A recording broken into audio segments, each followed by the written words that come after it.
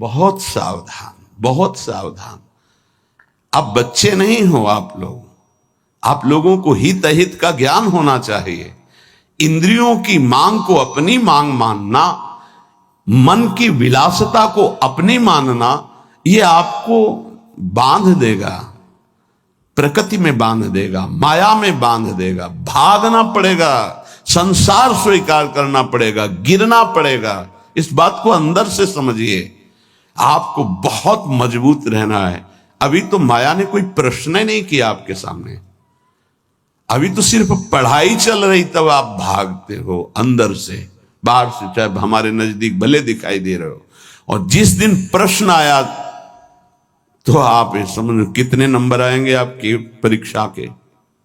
पहले ही आप मांग कर रहे हो जगत की, तो जब प्रश्न आएगा कि एक तरफ जगत का आकर्षण, एक तरफ प्रभु का आकर्षण, तो आप उत्तर क्या दे पाओगे? क्योंकि पहले ही जगत का आकर्षण है, इसी को तो मिटाना है।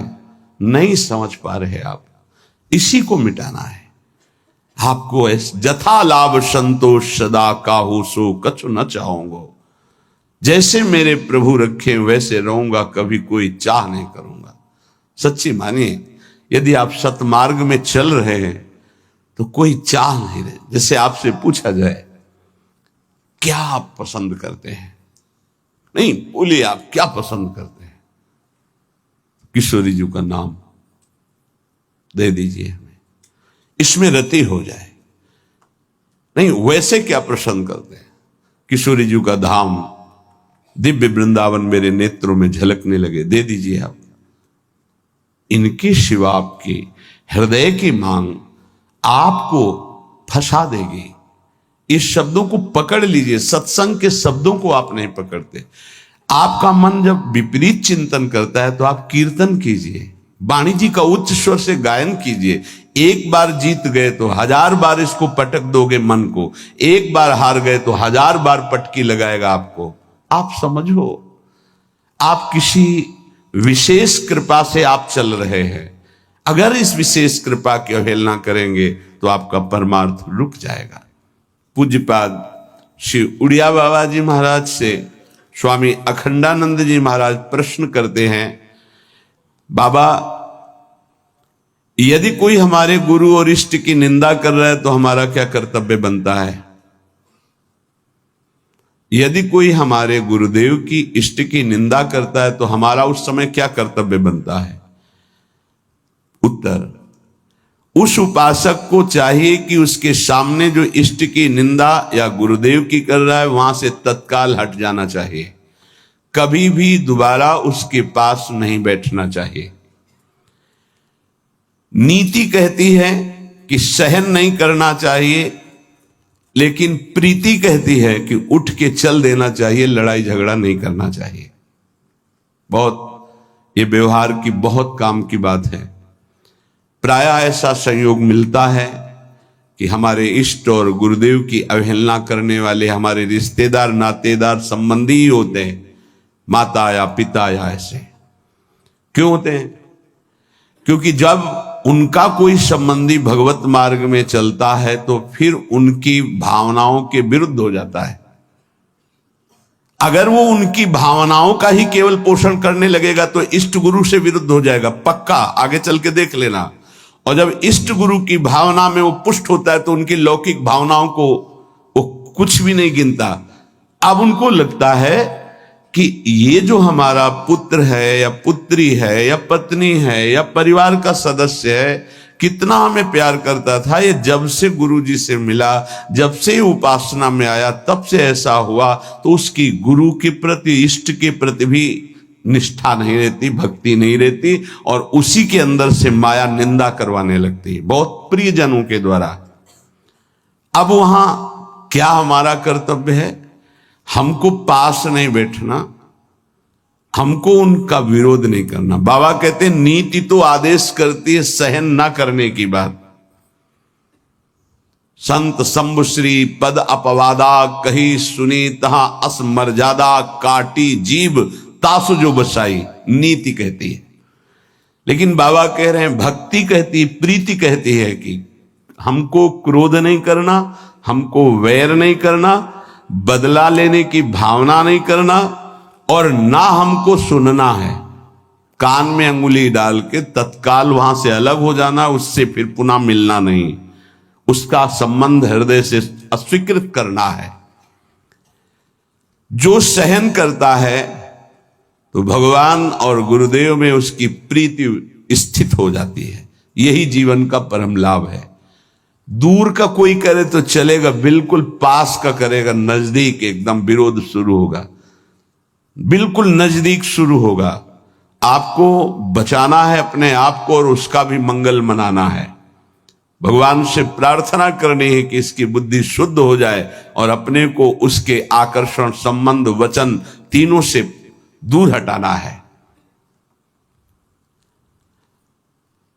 क्योंकि भगवान की स्मृति स्वयं श्री भगवान है। अगर आप इष्ट और गुरु की निंदा सुनेंगे, करना तो बहुत दूर की बात, तो आपकी भगवत स्मृति गायब हो जाएगी, स्मृति चली जाएगी। स्मृति गई तो कुछ नहीं रह गया। यहां तक कि उपासक को भगवान से भी बढ़कर भगवान की स्मृति पर भाव रखना चाहिए। यस्य स्मरण मात्रेण जन्म संसार बंधनात्, जिनका स्मरण मात्र संसार में जन्म मरण के चक्र से मुक्त कर देता है, उन प्रभु की स्मृति को प्रभु से भी बढ़कर के मानना है। कोई कहे प्रभु से बढ़कर कैसे हो सकता है? तो प्रभु तो हमारे हृदय में है, लेकिन उनकी स्मृति नहीं है, तो नाना प्रकार के विकारों में हम बंधे बह गए। और जिस दिन से गुरु कृपा से भगवत स्मृति जागृत हुई, तो हमें सुख मिला, शांति मिली, विश्राम मिला। दुख प्रभु नहीं दूर किए, प्रभु तो सबके हृदय में बैठे हैं। प्रभु की स्मृति भजन ने दुख दूर किया। गोस्वामी जी ने भी लिखा है कि सबके हृदय अछत अविकारी, सकल जीव जग दीन दुखारी, तहां वेद अस कारण भाखा। वहां वेद ऐसा कारण बता रहे कि भगवान तो सबके हृदय में अछत अविकारी सुख सिंधु विराजमान है, पर जीव सब दीन दुखी हो रहे हैं, विषयों के प्रति दीन और दुखी हो रहे हैं। उसका कारण क्या है? भजन नहीं है। भगवान के होते हुए दुख निवृत्त नहीं हुआ, लेकिन जे भी भजन प्रारंभ हुआ भगवत स्मृति, वो दुख को जड़ से मिटा दिया। इसलिए भगवत स्मृति भगवान से भी बढ़कर, ऐसे भगवान की स्मृति देने वाले गुरुदेव और जिनकी स्मृति ऐसे हमारे आराध्य देव, अगर इनकी कोई निंदा करे तो मेरा प्रिय कैसे हो सकता है? माया जहां आप एकाग्रता करके प्रभु में लगने की कोशिश करेंगे तो विविध रूपों में आकर आपको आकर्षित करेगी। आप आकर्षित ना हो, आप विरोध से परास्त ना हो, आप अपनी भक्ति को पुष्ट रखें। जो जीव मेरा और तेरा, मैं और मोर, इसी को महत्व दे रहा है, वो भगवान से प्यार नहीं कर सकता। क्योंकि भगवान से प्यार करने के लिए इस मेरा और तेरा को, लौकिक शब्द को मिटाना पड़ेगा। मैं सिर्फ प्रियालाल का हूं, प्रियालाल मेरे, बस ये हृदय की स्थिति होनी चाहिए। देख लीजिए, प्रभु में ऐसी स्थिति, अनन्य चिंतन तभी हो सकता है जब हृदय में बात आ जाए कि मैं प्रभु का, प्रभु मेरे, बस सिर्फ प्रभु मेरे। प्रभु का वैभव रचा हुआ नहीं, प्रभु का जो भी है वो उससे मेरा संबंध नहीं, प्रभु से संबंध है। प्रभु का रचा हुआ तो अखिल ब्रह्मांडों में रजोगुणी लीला हो रही, तमोगुणी लीला हो रही, सतोगुणी लीला हो रही। नहीं, हमें प्रभु चाहिए, ये लीला नहीं, ये माया नहीं। जितनी भगवान की स्मृति में जन डूबते हैं उतना ही आनंद का अनुभव होता है। पर जब हृदय में भोगों के प्रति राग होता है और जब वो नहीं मिलता तो क्रोध हो जाता है, चिड़चिड़ा स्वभाव हो जाता है, नाक में गुस्सा भर जाती है। ये उपासक सावधान इस वृत्ति से। नहीं, अगला इसका जो कदम है उसका नाम है भय। राग भोगों का, बराबर भोग तुम्हें मिलते रहे ऐसा सृष्टि में कभी किसी को नहीं होता। परिस्थिति बिगड़ती भी है, कभी ऐसी परिस्थिति आती है कि मनोनुकूल भोग नहीं मिलते, उस समय क्रोध, चिड़चिड़ा स्वभाव, नहीं शासन में लीजिए, नहीं अगला कदम जो है वो बड़ा भयावह है। राग से क्रोध और क्रोध से भयावह स्थिति। नित्यानंद रस की अनुभूति के लिए चलने वाला उपासक हृदय में भोगों का राग न रखे, नहीं तो क्रोध, चिड़चिड़ा स्वभाव हो जाना, कुछ अच्छा ना लगना, वो विध्वंसक भाव आगे भय उपस्थित कर देगा, आपकी चेष्टा भयावह होगी। भक्ति में मुख्य बात है भक्त कभी भी महापुरुषों के वचनों की अवहेलना न करे, अपराध न करे, इसका पूरा ध्यान रखे, नहीं तो बुद्धि भ्रष्ट हो जाएगी। ये मैं गूढ़ बात कहता हूं। जिन उपासक के अंदर भोगों का राग है, क्रोध है, भयावह कल्पनाएं हैं, वो आज्ञा का उल्लंघन करते हैं। अगर आज्ञा पर चलोगे तो कभी माया आपको परास्त नहीं कर पाएगी। साधन भक्ति, जब सिद्धा भक्ति में फिर निश्चिंतता आती है, निर्भयता आती है, निशोक आता है। साधन भक्ति में साधक को बहुत सावधान रहना है। ये 6 बातें साधन भक्ति में होंगी तभी सिद्ध स्वरूप जागृत हो जाएगा। पूज्यपाद उड़िया बाबा जी, चिदानंद समुद्र भगवान की निश्चित प्राप्ति हो जाएगी, सिद्ध पुरुष हो जाएगा यदि ये 6 बातें रही। पहले, भारी से भारी आपके प्रति कोई अपराध कर दे तो उसे क्षमा करने की आपके अंदर वृत्ति होनी चाहिए। क्रोध करके उसको मानसिक संकल्प करके दंड देना, या शारीरिक दंड देना, या समुदाय से दंड दिलाना, किसी भी प्रकार का ऐसा भाव नहीं होना चाहिए। जैसे आप भजन करते हैं, आपके मन में संकल्प बना कि तुमने हमारा अपमान किया है, तुम्हें भगवान देख लेंगे, भोगोगे, तो यदि भजन बल है तो लागू हो जाएगा उस पर और वो कष्ट भोगेगा पक्का। लेकिन वो तो कष्ट भोगेगा शारीरिक, पर आप खाली हो गए। और अब भजन की वो वृत्ति आएगी नहीं, क्योंकि आप सिद्धांत से गिर गए। या आप शारीरिक बलवान हैं, आपने उसको पीट दिया तो आपका भजन बल क्षीण हो जाएगा, आपका मार्ग अवरुद्ध हो जाएगा। या आपके बहुत अनुयायी हैं, उनसे पिटवा दिया। किसी भी तरह से दंड दिलवाना भक्ति को खो देना है, ये बात अच्छे से समझ लीजिए। तो पहला है क्षमा। किसी भी कारण से भारी से भारी अपराधी को भी क्रोध करके दंड देने की भावना ना होना। दूसरा है, कभी भी किसी भी वस्तु, व्यक्ति, स्थान पर महत्व रखकर अपने प्रभु को भूल जाना, ये बहुत सावधानी की जरूरत। तभी आप सिद्ध होंगे, परिपक्व अवस्था तभी आएगी। अव्यर्थ कालत्वम, समय व्यर्थ नष्ट कर देना। कब नष्ट होता है समय व्यर्थ? अनुकूल भोग मिल गया, उसमें राजी हो गए, भूल गए भगवान को। अनुकूल व्यक्ति मिल गया, उससे बात कर रहे हैं, बहुत दिनों बाद मिले, बातचीत, हंसी मजाक, और कैसे हो, भूल गए भगवान को। वस्तु, व्यक्ति, स्थान, पदार्थ, पद, चाहा हुआ कुछ भी मिले, उसके मिलने में यदि आपका भजन छूट गया तो आपकी भक्ति बाधित हो जाएगी। ये सावधानी कहां है, किस साधक में? कोई बिरला ये ध्यान रखता है कि हमारे सामने अनुकूल वस्तु, व्यक्ति, पदार्थ, घटना, पद, ये अगर कोई भी आवे तो भी हमें अपने प्रभु का स्मरण नहीं छोड़ना, समय 1 मिनट व्यर्थ नहीं होने देना, सिद्ध बनने के लिए, भगवदाकार वृत्ति के लिए, भगवत साक्षात्कार के लिए। तीसरा, जिन भोगों को निषेध किया गया है तुम्हारे आसपास सब हो, सुविधा हो भोगने की, तो भी तुम्हारे हृदय में भोग लालसा ना हो। अगर हो भी जाए तो भोगना नहीं। आवश्यकता से अधिक धर्म अनुकूल भोग भी ना भोगे, फिर धर्म के प्रतिकूल तो बात जाने दो, जितनी आवश्यकता है। ये बहुत सूक्ष्म विषय है।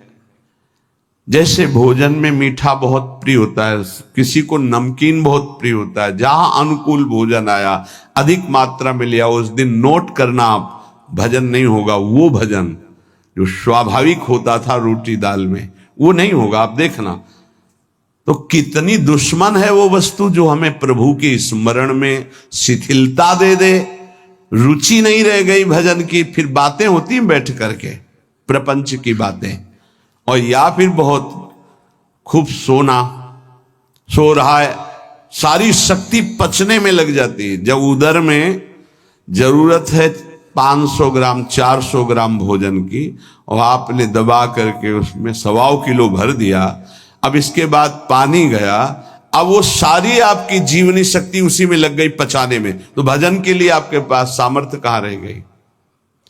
बार बार जमवाई लो, बार बार टहलो, बार बार लेटो, क्योंकि वो पच जाए ना, और वो कि बर्बाद ना हो। तुम ही हो भारत में सार्थक करने वाले, और तो जीव है ही नहीं भाई। और भी तो पशु पक्षी, तुम अपनी केवल लो, तुम उतना ही सेवन कीजिए, वो कोई और पालेगा, पशु पक्षी पालेंगे, कुछ चीज बर्बाद नहीं। आप छोड़ दीजिए, उसमें चींटियां लग जाएंगी, वो चींटी पालेंगी, बहुत से कीट पतंगे वो पालेंगे। आप ऐसा ना सोचे कि बर्बाद हो। तो उपासक को पदार्थ, वस्तु, व्यक्ति, हमें किसी व्यक्ति से इतना प्रेम नहीं कर लेना कि वो उसके मिलने पर प्रभु का विस्मरण हो जाए। ये बहुत सूक्ष्म बातें महापुरुषों के द्वारा शोध कर कही गई हैं। चौथा, सम्मान सबको बहुत प्रिय है, बहुत प्रिय है। सम्मान किसको अच्छा नहीं लगता? पशु पक्षी को भी अच्छा लगता है सम्मान। पुचकार कर, दुलार करो, प्यार करो, सम्मान दो। जो भगवत मार्ग में सिद्धावस्था को प्राप्त होना चाहता है, सम्मान को जहर की तरह देखे और नीच पुरुषों द्वारा किए हुए अपमान को अमृत के समान पान करके निराभिमानी बन जाए। चौथी बात है, देखो परमार्थ को तो समझना ही पड़ेगा। ये बहुत जहरीली बात है। सिद्धावस्था ऐसे प्राप्त नहीं हुई। पहला, तुम्हारा कोई किसी भी तरह से अपराध करे, तुम्हें क्षमा करना है। ना मानसिक, न शारीरिक, न वाचिक, न व्यवहारिक, किसी भी तरह का उसको दंड देने का विधान, यद्यपि सामर्थ्य है फिर भी नहीं। पहला। दूसरा, कभी भी किसी भी वस्तु, व्यक्ति, स्थान के आकर्षण में प्रभु को नहीं भूलना। यह तुम्हारे ऊपर शर्त है। तुम्हारे सामने कोई व्यक्ति आए, वस्तु आए, पदार्थ आवे, घटना आवे, प्रभु को नहीं भूलना। अंदर राधा राधा राधा। किशोरी जी से बढ़कर प्रिय कौन हो गया, जिससे अगर प्रभु को भूल जाते हैं तो वो बड़ा हो गया, प्रभु छोटे हो गए। वो पदार्थ बड़ा हो गया, वो संपत्ति बड़ी हो गई, वो व्यक्ति बड़ा हो गया, वो घटना बड़ी हो गई जिसने प्रभु को भुलवा दिया। नहीं। तीसरा, विविध प्रकार की भोग सामग्री आसपास फ्री भोगने के लिए हो, फिर भी नहीं भोगना, क्योंकि हमें भगवत साक्षात्कार करना है। अनुकूल धर्मयुक्त भोग भी उतना भोगना है जिससे हमारा भजन चले, जैसे खान पान, विश्राम उचित। सम्मान सबको प्रिय होता है, अपमान सबको दुखद होता है। भक्त को अपमान अमृत के समान लगता है, सम्मान विष के समान लगता है, उल्टा। वो निराभिमानी होता है। पांचवा, इष्ट देव के चिंतन में व्यभिचार नहीं होना चाहिए। व्यभिचार ये परिपक्व भगवत साक्षात्कार की बात है, साधारण साधक की, प्रारंभिक साधक की बात नहीं है। 4 बार शिव जप लिया, 5 बार अमुक जप लिया, फिर जप लिया, ये जप लिया, वो जप लिया, नहीं। केवल अपने इष्ट देव में ही। अगर शिव है तो शिव संबंधी, राम तो राम संबंधी। अब ये सिद्धावस्था की तरफ जा रहा है साधक। यहां खिचड़ी नहीं होगी, यहां सीधे एक वृत्ति केवल अपने इष्ट देव की, उन्हीं का स्वरूप, उन्हीं का सेवा, उन्हीं का नाम जप, उन्हीं के गुण कीर्तन, उन्हीं के प्रेमियों से मिलना, इष्ट मिले और मन मिले, तभी परिपक्व सिद्धावस्था को प्राप्त होंगे। छठवां, सदगुरु की शरण में रहकर उनके बताए हुए मार्ग से चलना। सिद्धावस्था ये बहुत कठिन है, बहुत कठिन है। सदगुरु की आज्ञा में जो जीवन दे दे बहुत कठिन है। कल एक उपासक कह रहे थे कि हम बहुत प्रयास करते हैं, वर्षों हो गए करते हैं, लेकिन अभी यही निश्चय नहीं कर पाए कि मुझे जाना कहाँ है, जपूं क्या, निरंतर क्या करूं। गुरुदेव का वर्ण किया? बोले नहीं, तो पूरा जीवन व्यतीत हो जाएगा, निर्णय थोड़ी कर पाओगे। ये निर्णय तो गुरुदेव के द्वारा होता है। जो गुरुदेव ने नाम दिया, जो साधन बताया, आजीवन उसी में। गुरु प्रदत्त इष्ट के विग्रह में, छवि में, नाम सेवा में सर्वस्व विराजमान है, भाव समझ लीजिए। गुरु प्रदत्त नाम मंत्र में, गुरु प्रदत्त साधना वो सिद्ध होने के लिए बहुत आवश्यक है, और उसी में स्थिति होने से सिद्धावस्था प्राप्त होती है। बहुत ये सूक्ष्म विषय सब नहीं समझ पाएंगे। भगवान विविध रूपों में विविध भाव वाले भक्तों को सुख दिया है। जब कृपा होती तो विविध रूप सब आते हैं। जो अनन्य रस का उपासक है अपने इष्ट देव का, उसे किसी में प्रियता नहीं होती। तो इसका मतलब अभी ज्ञान नहीं हुआ? नहीं नहीं, ये ज्ञान के ऊपर की बात है, ज्ञान के ऊपर की बात है। ये ज्ञान तो बहुत पहले गोस्वामी जी को हो गया था, श्री राम में सब जग जानी। फिर कह रहे बने तो रघुबर ते बने, बिगड़े तो भरपूर, तुलसी और अंते बने, ता बनी बेपेद। सदगुरु की शरण में साधना करने वाले उपासक की एक पहचान होती है। गुरु प्रदत्त इष्ट नाम उपासना के सिवा और कुछ अच्छे नहीं लगेगा। कोई सिद्धांत वर्णन उसके पकड़ में नहीं आएगा, उसको सब माया नजर आएगी।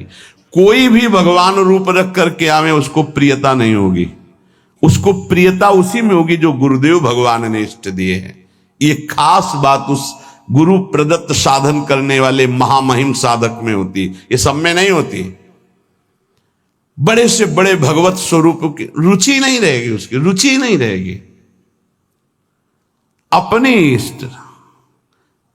अपने इष्ट का नाम, इस पे उसके प्राण न्यौछावर होते हैं।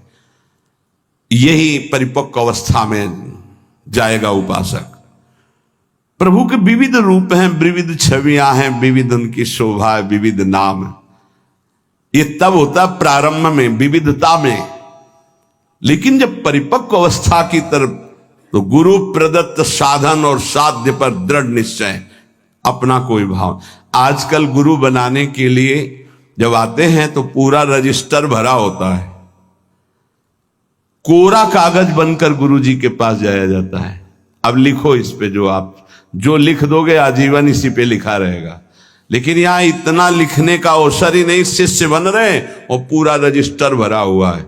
हम तो ये करते हैं, हम तो ये करते हैं, हम वही ऐसे, हमारा ये सिद्धांत, हमारे ना कोई आग्रह ना कोई भाव, ये रखा है हृदय हमारा, जो आप चाहो इस पे डाल दो, वही जीवन भर ऐसे शिष्य बना जाता है। सब अपनी भावनाएं हटाकर गुरुदेव के चरणों में। अब आप जो, ये नया जन्म हमारा है गुरु दीक्षा का, आप जो आज्ञा करेंगे वैसे ही हम चलेंगे। एक अबोध बच्चे की तरह गुरुदेव के चरणों में समर्पण, अबोध बच्चे की, मुझे कुछ पता नहीं, जैसा आप कहें वैसा मैं चलूं।